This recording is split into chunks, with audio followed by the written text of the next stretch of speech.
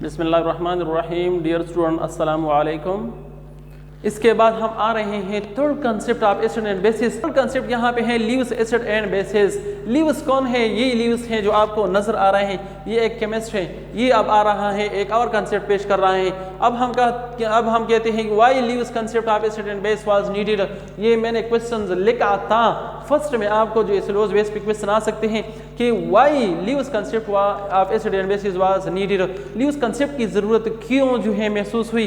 चूंकि जब अर्हीनियस ने कंसेप्ट पेश किया और इसी तरह के ब्रोंशिड-लोरी ने भी कंसेप्ट पेश किया, तो अब जो है इसके बाद जो है लीव्स कंसेप्ट की क्या जरूरत थी? तो हम कहते हैं कि बिकॉज वही केस है, because some chemical substances such as boron trifluoride जो कि एसिड हैं। क्यों एसिड हैं? चूंकि जब हम litmus papers, blue litmus paper इसमें डिप करते हैं तो ये उसे रेड करता है, तो जाहिर बात है कि ये एसिड्स हैं। लेकिन this chemical substance is not explained by either the Arrhenius concept as well as the Bronsted-Lowry concept, because Arrhenius और Bronsted-Lowry concept के मुताबिक वो दोनों के मुताबिक एसिड ओह अशिया है, वो केमिकल सब्सटेंसेस है जो कि प्रोटॉन्स डोनेट कर सकता हो। मतलब जिसके साथ प्रोटॉन्स है, तो यहाँ अगर आप देखें BF3 के साथ कोई प्रोटॉन नहीं है, BF3 के साथ कोई प्रोटॉन नहीं है, तो ये अब दोनों कंसेप्ट के मुताबिक एसिड बिल्कुल भी नहीं है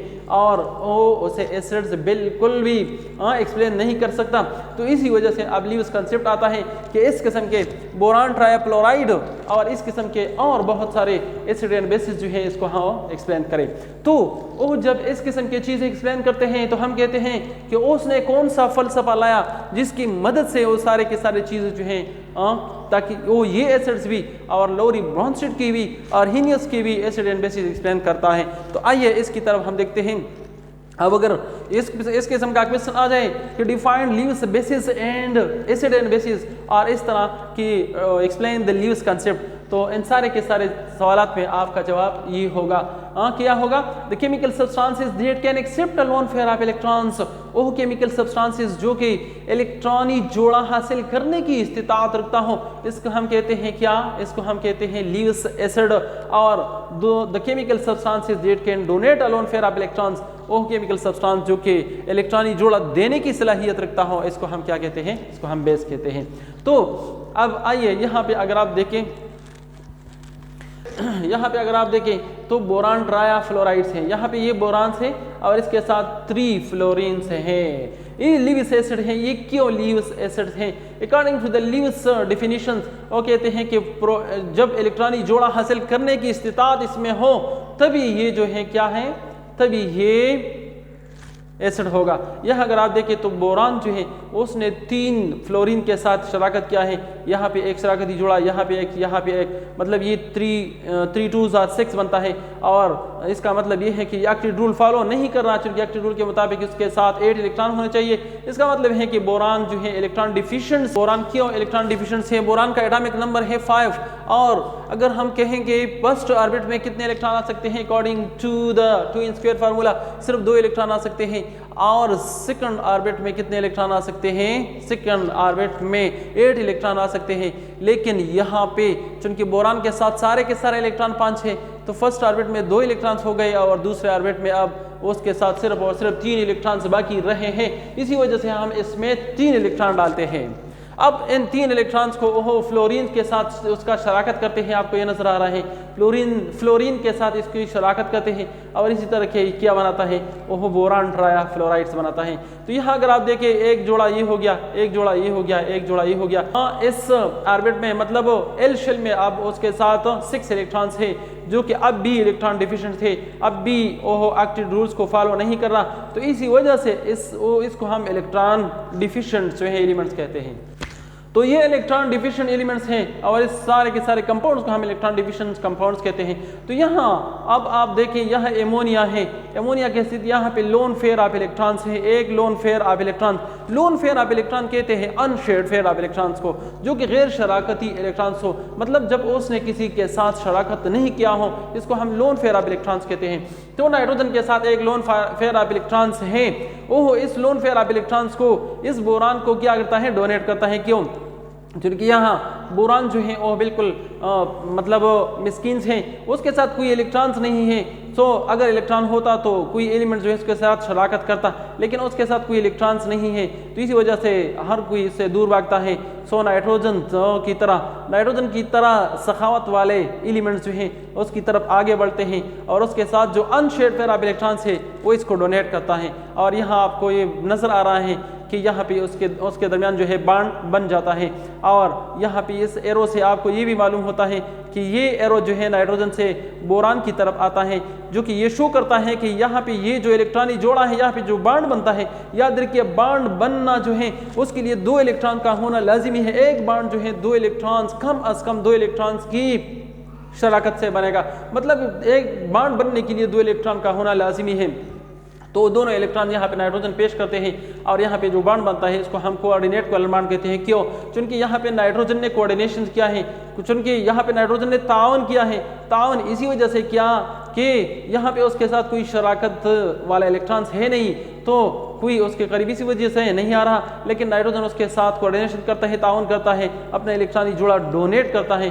तो इसी वजह से इससे जो बॉन्ड बनता है इसको हम कोऑर्डिनेट कहते हैं, क्योंकि इसमें कोऑर्डिनेशन हुआ है। अब कोऑर्डिनेट कोवैलेंट क्यों कहते हैं? कोऑर्डिनेट कोवैलेंट इसी वजह से कहते हैं कि ये जो इलेक्ट्रॉनिक जोड़ा इसको डोनेट करता है, तो ये फुली डोनेट नहीं करता। क्यों? क्योंकि अगर ये फुली डोनेट करता है तो फिर इसका जो ऑक्टेट रूल है वो फिर फेल हो जाता है। तो इसी वजह से ये इलेक्ट्रॉनिक जोड़ा अब दोनों शरीक से इस्तेमाल कर रहा है, एंड कोवैलेंट कहते हैं शराकत को, मतलब एक जोड़ा जो है वो दोनों इस्तेमाल कर रहे हैं और शराकत से इस्तेमाल कर रहे हैं, इसी वजह से इसको हम कोऑर्डिनेट कोवैलेंट बॉन्ड भी कहते हैं। सो यहाँ पे हम कहते हैं कि इस केस में क्या है, ल्यूइस ने इसको एक्सप्लेन किया, इस तरीके से एक्सप्लेन किया कि जो इलेक्ट्रॉन डिफिशिएंट सब्सटेंस है इसको हम एसिड्स कहेंगे। उम्मीद है कि आप इस एग्जांपल से समझ गए होंगे, लेकिन ये बात याद रखिए कि ल्यूइस जो है सिर्फ इस किस्म के एग्जांपल्स नहीं, बल्कि अर्हेनियस और ब्रोंस्टेड-लोरी कंसेप्ट के जितनी भी एसिड एंड बेसिस है वो भी एक्सप्लेन कर रहे हैं। फॉर एग्जांपल्स यहाँ पे मैंने आपको एक एग्जांपल्स दिया है, यहाँ पे जो आपको H+ नजर आ रहा है, ये H+ जो है ये कहाँ से आया है? जाहिर बात है कि वो लोरी एंड ब्रोंस्टेड जो है कंसेप्ट का है, और जो कि अर्हेनियस कंसेप्ट है वो कह रहे हैं कि those chemical substances which produce protons in water mediums, and इस तरह के ब्रोंस्टेड-लोरी कहते हैं कि the chemical substances which can donate protons। सो दोनों कंसेप्ट के मुताबिक जो एसिड्स हैं, मतलब प्रोटॉन वाली बात है, तो यहाँ पे वो प्रोटॉन्स हैं। दोनों कंसेप्ट की जो एसिड हैं वो ये हैं, और ये जो बेस हैं ये कौन सा है? ये बेस जो है ऑलरेडी आपको मालूम है कि ये बेस ब्रोंस्टेड-लोरी कंसेप्ट वाला बेस था, जो कि अर्हेनियस कंसेप्ट इसके एक्सप्लेनेशन में फेल हुआ था, वो ब्रोंस्टेड-लोरी ने एक्सप्लेन किया था। यहाँ पे आप देखें कि ल्यूइस जो है उसके ब्रोंस्टेड-लोरी की बेस को भी और अर्हेनियस कंसेप्ट की एसिड को दोनों को एक्सप्लेन कर रहा है। यहाँ पे अगर आप देखें तो ये अमोनिया है, यहाँ पे नाइट्रोजन के साथ लोन पेयर ऑफ इलेक्ट्रॉन्स है, प्रोटॉन के साथ जो है ये इलेक्ट्रॉन डिफिशिएंट है। अब चूंकि जाहिर बात है कि हाइड्रोजन से, और हाइड्रोजन से जब इलेक्ट्रॉन निकलता है तो प्रोटॉन ही रह जाता है, तो बाहर के यहाँ पे ये जो है ये इलेक्ट्रॉनिक जोड़ा इस प्रोटॉन को क्या करता है? डोनेट करता है। तो इसी वजह से इसको हम बेस कहते हैं। लेकिन लोन पेयर ऑफ इलेक्ट्रॉन्स और अनशेयर्ड पेयर ऑफ इलेक्ट्रॉन्स, ये है अनशेयर्ड पेयर ऑफ इलेक्ट्रॉन, इसको हम कहते हैं जो कि उसने शराकत नहीं किया है किसी के साथ। इस शराकती जोड़े को हम क्या कहते हैं? लोन पेयर ऑफ इलेक्ट्रॉन्स कहते हैं। ये वो इलेक्ट्रॉनिक जोड़ा है जो कि नाइट्रोजन ने किसी के साथ शराकत नहीं किया है। मैं इस बात की वजाहत इस तरह कर रहा हूँ, यहाँ अगर आप देखें तो ये नाइट्रोजन है, इसका एटॉमिक नंबर 7 है। सो एटॉमिक नंबर 7 का मतलब है कि फर्स्ट शेल में 2 इलेक्ट्रॉन्स हो गए, और दूसरे शेल में कितने इलेक्ट्रॉन्स हो गए? 5 इलेक्ट्रॉन्स हो गए।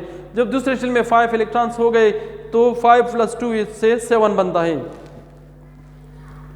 अब यहाँ पे अगर आप देखें तो नाइट्रोजन जो है 3 हाइड्रोजन के साथ और शराकत करता है, तो यहाँ पे ये वाला इलेक्ट्रॉन एक हाइड्रोजन के साथ शराकत करता है, ये दूसरा और ये तीसरा वाला हाइड्रोजन आपको नजर आ रहा है, ये 3 जो है इलेक्ट्रॉन शराकत करते हैं हाइड्रोजन के साथ। इसी तरह की ये शेयर्ड पेयर ऑफ इलेक्ट्रॉन्स है, ये शेयर्ड पेयर ऑफ इलेक्ट्रॉन है, ये शेयर्ड पेयर ऑफ इलेक्ट्रॉन है, मतलब 3 shared pair of electron, 1 loan pair of electron, 4 pairs बन गए, एंड 4 पेयर से 8 इलेक्ट्रॉन बनते हैं। तो इसका मतलब है कि अब इस केस में नाइट्रोजन ने ऑक्टेट रूल्स को फॉलो किया, ऑक्टेट रूल्स को ओबे किया। इसी वजह से से अब एमोनिया बन गया और इस सूरत में अब वो स्टेबल है। लेकिन यहाँ उसके साथ आपको ये नज़र आ रहा है जो कि उसने शराकत में ये नहीं डाला है, इसको हम क्या कहते हैं, इसको हम लोन पेयर ऑफ इलेक्ट्रॉन कहते हैं। सो इसी लोन पेयर ऑफ इलेक्ट्रॉन्स की वजह से हम कहते हैं कि ये बेस है। क्यों? क्योंकि अकॉर्डिंग टू लीव्स कंसेप्ट जो इलेक्ट्रॉनिक जोड़ा देने की सलाहियत रखता हो इसको हम बेस कहते हैं, और इसको हम एसिड कहेंगे जो कि आर्हेनियस कंसेप्ट वाला एसिड है, जो कि ब्रोंस्टेड लोरी कंसेप्ट वाला एसिड है, इसको हम एसिड क्यों कहेंगे? इसी वजह से कि ये इलेक्ट्रॉनी जोड़ा हासिल करने की सलाहियत रखता है। क्यों इस तरह है, इसको हम एसिड कहते हैं। किस तरह सलाहियत रखता है? हम कहते हैं कि ये हाइड्रोजन जब है तो हाइड्रोजन में एक प्रोटॉन है न्यूक्लियस में और इसके गिर्द इसी तरह के एक ही इलेक्ट्रॉन, चूंकि इसका एटॉमिक नंबर 1 है, इसका मतलब है एक प्रोटॉन है और एक इलेक्ट्रॉन है। सो जब एक इलेक्ट्रॉन इसके गिर्द घूमता है तो इस सूरत में इसको हम H लिखते हैं, सिर्फ H लिखते हैं। लेकिन जब ये एक इलेक्ट्रॉन्स भी कोई उससे चुरा ले तो फिर सिर्फ प्रोटॉन ही रह जाता है, और इस प्रोटॉन्स को अब according to obey the duplet rule, according to duplet rule इसको 2 इलेक्ट्रॉन्स चाहिए, वो 2 इलेक्ट्रॉन्स जो है किसी से नहीं ले सकता। और इसी तरह के इस किस्म का नाइट्रोजन जैसा सखावत वाला एलिमेंट जो है वो इसकी तरफ बढ़ जाता है और उसके कोऑर्डिनेशंस करता है, उसका मदद करता है। इस किस्म की शराकत से जो बॉन्ड बनता है इसको हम कोऑर्डिनेट कोवेलेंट बॉन्ड कहते हैं। लेकिन यहाँ पे हम लीव्स एसिड एंड बेसिस पेन कर रहे हैं तो यहाँ पे हम कहते हैं ये जो इलेक्ट्रॉन पेयर डोनर्स हैं, तो इसी वजह से ये बेस है एमोनिया। लेकिन ये जो H+ है, जो आर्हेनियस कंसेप्ट वाला एसिड है, यहाँ पे H+ है, तो ये इलेक्ट्रॉनिक जुड़ा हासिल करने की इस्तिताअत रखता है। इसी वजह से इसको हम एसिड्स कहते हैं। हम नहीं बल्कि लीव्स इसको एसिड्स कहते हैं। हम कहते हैं leaves concepts also explains Arrhenius acid and basis as well as the Bronsted Lowry concept acid and basis। मतलब ल्यूस कंसेप्ट जो है, मैंने एक एग्जांपल आपको लिया कि वो लोरी कंसेप्ट ब्रोंस्टेड लोरी कंसेप्ट वाला बेस था और ये जो H+ मैंने लिखा था वो आर्हेनियस कंसेप्ट वाला एसिड था। लेकिन बाहर के मैं यहाँ पे आपको और भी एग्जांपल देता हूँ। आर्हेनियस कंसेप्ट वाले जितने भी एसिड्स हैं वो सारे के सारे एसिड्स याद रखिए, आप इसमें भी लिख सकते हैं। वो मतलब लीव्स कंसेप्ट जो है इसको एक्सप्लेन कर सकता है। यहाँ अगर आप देखिए HCl है, ये प्रोटॉन देता है, प्रोटॉन देने की सलाहियत रखता है। ये प्रोटॉन देने की सलाहियत रखता है। जब प्रोटॉन देता है तो जाहिर बात है प्रोटॉन के साथ, मैंने पहले आपको बताया कि प्रोटॉन के साथ कोई इलेक्ट्रॉन्स नहीं होता।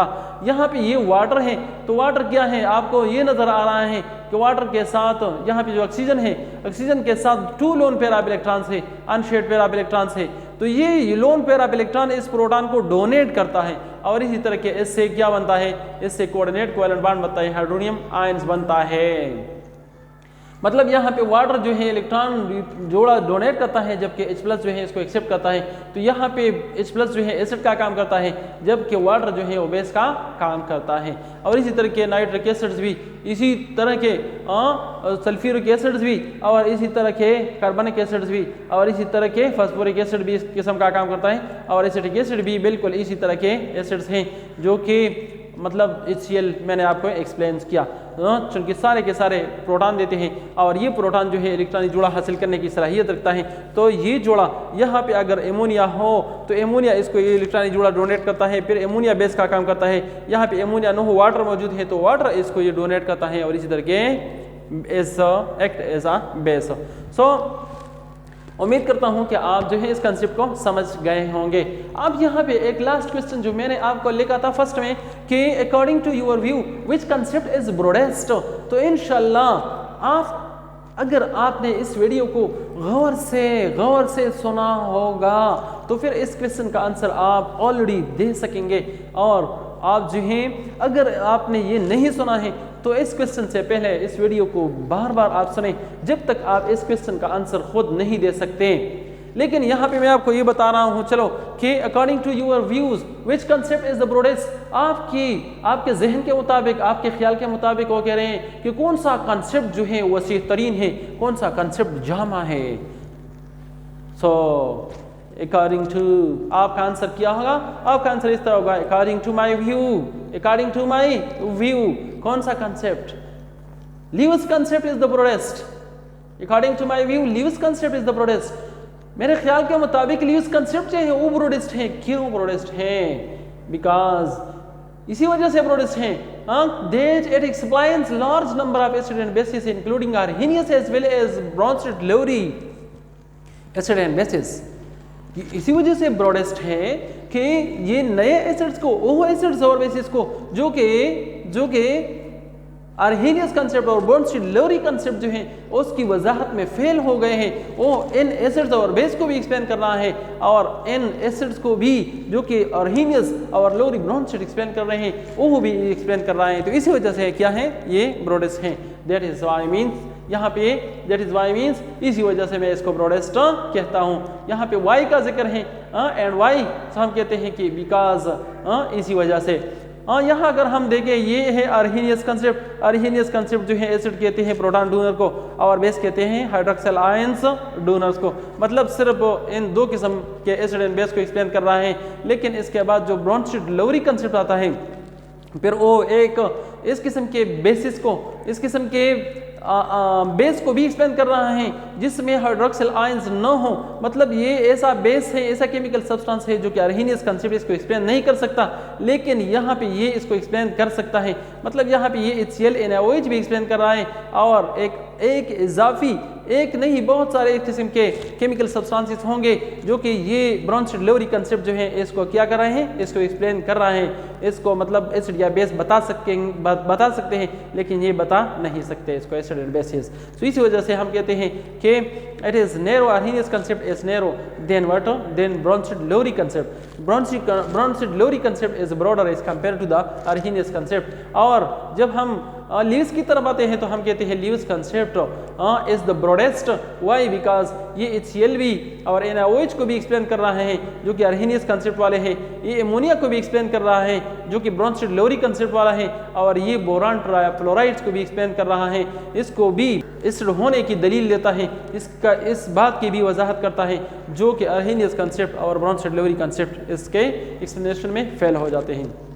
उम्मीद है कि आप आज जो मैंने जितने भी सवालात, जितने भी क्वेश्चंस आपको बताए और फिर उनका मैंने जो आंसर आपको बताया, तो उम्मीद रखता हूँ कि सारे के सारे आंसर इंशाल्लाह आपको याद हो गए होंगे।